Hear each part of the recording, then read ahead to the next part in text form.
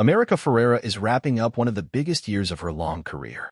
But, like most of her fellow performers with something to plug in 2023, her celebrating was largely in private because of the strike-era gag order on promotion. The $1.44 billion grossing Barbie, featuring a defining monologue delivered by Ferrera, dropped just as the SAG-AFTRA strike hit.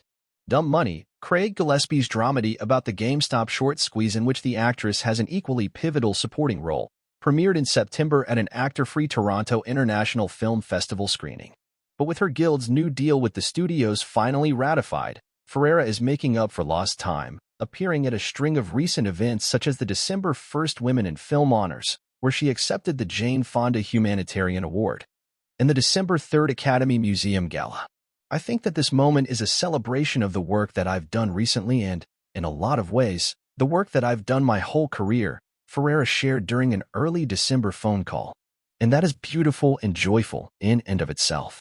There have been many viral recitations of your Barbie monologue since the film premiered.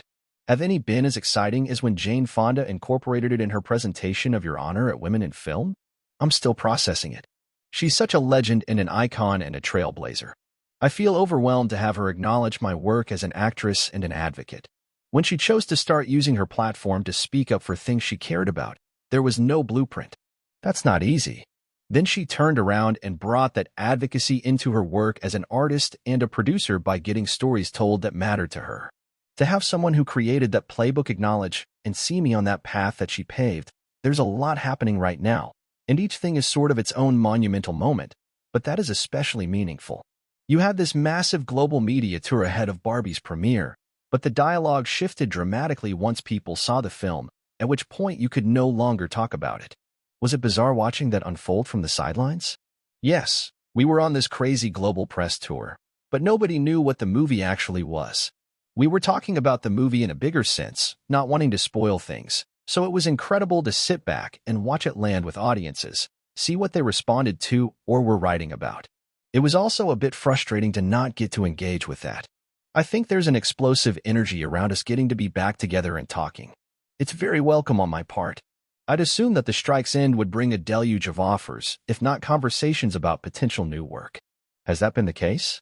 I'm trying not to conflate too many things. I would be thrilled if this moment of being in highly visible films led to more opportunities for me to do the kinds of roles and create the kinds of stories that I want to.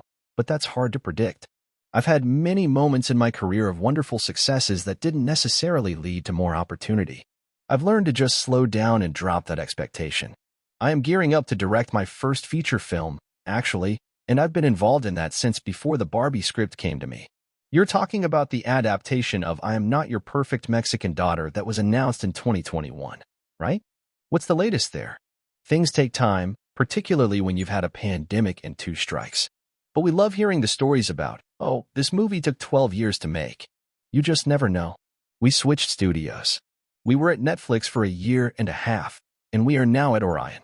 That's a new partnership, so we are in the process of working closely with our new partners to move it toward getting made. If I get to make that next, I'll be thrilled. You mentioned not being offered the kinds of roles you want. What doors do you think Hollywood has yet to open for you? To be frank, for the majority of my career, I have not been considered for roles that weren't written specifically Latina. And so that, in and of itself, limits what people are willing to think of you as and what's available to you.